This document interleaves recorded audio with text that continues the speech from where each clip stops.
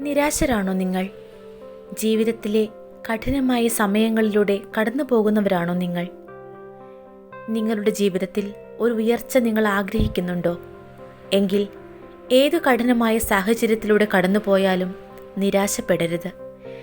എല്ലാം അവസാനിച്ചുവെന്ന് ഒരിക്കലും കരുതരുത്.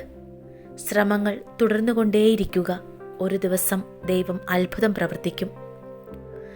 നമ്മുടെ രണ്ടാമത്തെ വീഡിയോയിൽ പ്രാർത്ഥനാ സഹായം ചോദിച്ച ഒരുപാട് പേരുണ്ട്. എല്ലാവർക്കും വേണ്ടി പ്രത്യേകം പ്രാർത്ഥിച്ചിട്ടുണ്ട്. ഒരുപാട് വേദനകളിലൂടെ കടന്നു പോകുന്നവരുണ്ട്. എല്ലാവരെയും ഓർത്ത് പ്രാർത്ഥിച്ചിട്ടുണ്ട്. ദൈവം നിങ്ങളിൽ അത്ഭുതങ്ങൾ പ്രവർത്തിക്കട്ടെ. നിങ്ങളുടെ പേരും സ്ഥലവും കമൻറ്റ് ചെയ്താൽ പ്രത്യേകം പ്രാർത്ഥനയിൽ നിങ്ങളെ ഓർത്ത് പ്രാർത്ഥിക്കുന്നതായിരിക്കും. നമുക്കൊരുമിച്ചൊന്നായി ആത്മാർത്ഥമായി ദൈവസന്നിധിയിൽ അല്പനേരം ചെലവഴിക്കാം. വിശ്വസിക്കുന്നവരിൽ അത്ഭുതം പ്രവർത്തിക്കുന്ന യേശുവേ, ഈ പ്രാർത്ഥന മുഴുവനായി കേൾക്കുന്ന എല്ലാവരിലും നീ ഒരു അത്ഭുതം പ്രവർത്തിക്കണമേ. ഭൗതികമായി നോക്കുമ്പോൾ മുൻകാലങ്ങളിലേതിനേക്കാൾ നമ്മുടെ ജീവിതം എത്രയോ മെച്ചപ്പെട്ടതായിരിക്കുന്നു. ഒന്നുമില്ലായ്മയിൽ നിന്നാണ് ദൈവം നമ്മെ ഉയർത്തിയിരിക്കുന്നത്. ഇന്നലെ നാം കടബാധ്യത നേരിട്ടു, കടങ്ങൾ കൊണ്ട് വീർപ്പുമുട്ടി, ദാരിദ്ര്യം അനുഭവിച്ചു. സുഖസൗകര്യങ്ങളൊന്നും നമുക്കുണ്ടായിരുന്നില്ല. പക്ഷേ ഇപ്പോഴോ? ഈ ഭൗതിക നന്മകളെല്ലാം ദൈവം നമുക്ക് ദാനമായി നൽകിയതാണ്, ഇല്ലാത്തവരുമായി പങ്കുവെക്കാനാണ്. പക്ഷേ നമ്മിൽ എത്ര പേർ ഇപ്രകാരം പങ്കുവെക്കുന്നുണ്ട്? ഇത്രത്തോളം സഹായിച്ച ദൈവത്തെ നന്ദിയോടെ ഓർമ്മിക്കുന്നുണ്ട്.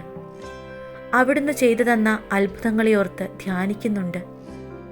സങ്കീർത്തകൻ പക്ഷേ നമ്മെപ്പോലെ ആയിരുന്നില്ല. അദ്ദേഹം നന്ദിയുള്ളവനായിരുന്നു.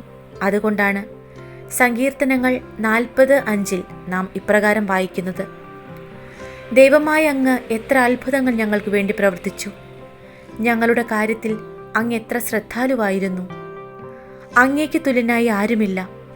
ഞാൻ അവയെ വിവരിക്കാനും പ്രഘോഷിക്കാനും തുനിഞ്ഞാൽ അവ അസംഖ്യമാണല്ലോ. അതെ, നമുക്കും ദൈവം നമ്മുടെ വ്യക്തിപരമായ ജീവിതത്തിൽ നൽകിയ അത്ഭുതങ്ങളെ ധ്യാനിക്കാം. അവിടുത്തേക്ക് നന്ദി അർപ്പിക്കാം. ദൈവമേ, ഒന്നുമില്ലായ്മയിൽ നിന്ന് എന്നെ ഇത്രത്തോളം നടത്തുകയും ഉയർത്തുകയും ചെയ്ത കരുണയല്ലാതെ മറ്റൊന്നുമല്ലാത്ത ദൈവമേ, അങ്ങേക്ക് കോടാനുകോടി നന്ദി.